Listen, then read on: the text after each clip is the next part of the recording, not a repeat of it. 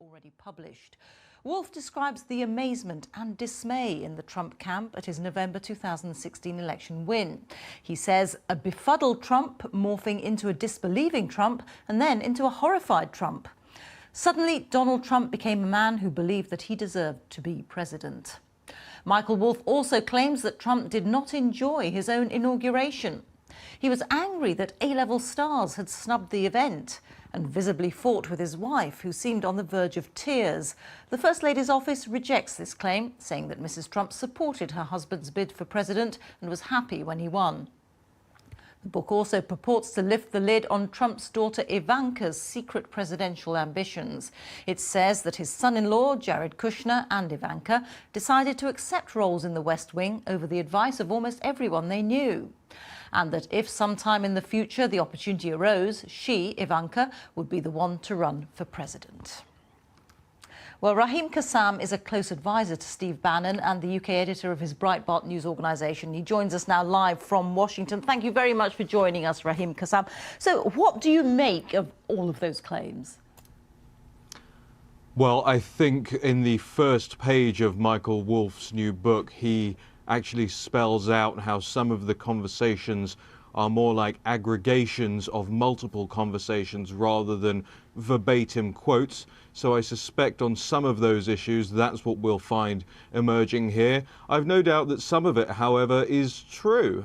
It's very hard to spend so long in the White House and around the campaigns, such as this last one that we've seen here in the United States, and not actually gain quite a lot of inside information. Info flows very freely in the corridors and in the offices, and so Michael Wolff would have had a prime position to hear and record any of that. There's another thing about all of this which strikes me as interesting as well, which is that when the White House say, when they speak with the urgency of saying that they want to delay this book's launch and they're challenging things in the book, I think they will need to outline what those things are pretty quickly. Otherwise, some people, and I'm already hearing this out there, might suspect that they are protesting a little bit too much.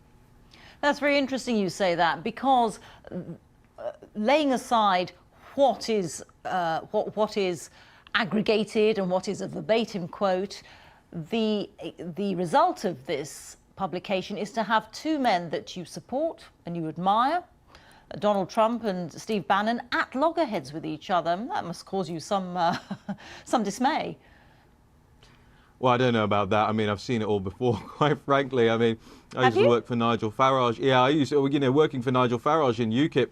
There are always fights at the top. You know, these big sort of alpha male gorilla type men beating their chests at one another. But this is surely spectacular. I think it's a spectacle, and I think it's a spectacle because there's a lot of people out there that want to make it a spectacle. I think when you look at the Drudge Report website here in the United States and you look at the sort of breathless coverage of this in the media, look, people enjoy this. They love the tittle-tattle. Fair enough, fair play to them if that's what they want to do. Let's not forget, there is an Iranian revolution going on. There is a little rocket man with a little nuclear button out there. There are bigger issues in the world. So I'm not too perturbed by it. But there is substance, apart from what you describe as the tittle-tattle, to what we've heard, suggestions that Donald Trump was befuddled by his election win, that he didn't think he was going to win. In another passage, the fact that Jared Kushner, his advisor and son-in-law, was unclear what the president's political aims were. I mean, do you not worry that that is going to diminish Donald Trump's standing amongst his own supporters? Well, I hope it doesn't. I think his supporter base is pretty firm. You know, at Breitbart News, we host 6 hours of live radio a day, and it's a call-in show.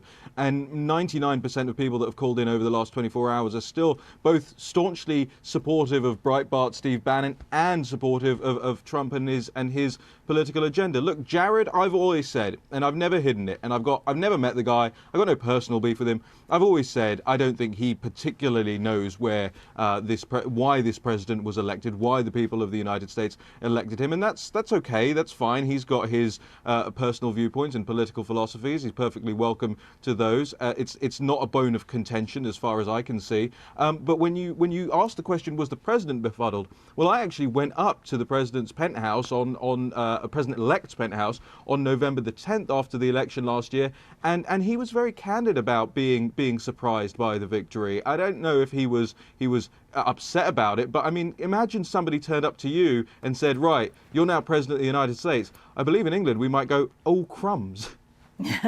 Yes, but I mean, he had spent many months campaigning to be so. And by the way, over those months, just to jump in there, over those months had been told by a series of advisors and people around him that he didn't have a chance. There was one person that kept telling him he was going to win, and that was Steve Bannon. Okay. The other possibly very serious allegation involves Donald Trump's son, Donald Trump Jr., meeting a group of Russians during the campaign, something that Steve Bannon describes as treasonous. Did Steve Bannon talk to you about this? I haven't spoken to him about that. I'll be perfectly honest with you. You know, we've done some radio together, but really getting on with the business of running a news website. I think it's this: when you look at Michael Wolff's book, and I'm sure many people are. I think it's #1 on Amazon or whatever at the moment. When you look at the book, you'll see on the front page that it says, in the inside front page, it says that some of these conversations are verbatim, some are aggregation. I guess we're going to have to find out what exactly was the context of that conversation. Oh, this does look like a quote from the book. This does look like a quote. No, fine. But what's the context? What was the question being asked of Steve Bannon to elicit that response? Was it, hey, if these things were discussed at that meeting, would that make it treasonous? If they spent X amount of time in there, would that make it treasonous? You know, I want to know what the full context was before I make a judgment call over this. I think everybody appreciates now that it was probably a silly thing to do to have these Moscow representatives in the Trump campaign office, even if it was a 20-minute meeting, even if they only talked about the color of the curtains. It was probably a silly thing to do. But treasonous, I guess we'll have to wait and see what the context was, what the question was asked by Michael Wolff to Steve Bannon to elicit that response. I think we'll find out, and I think it'll be very interesting.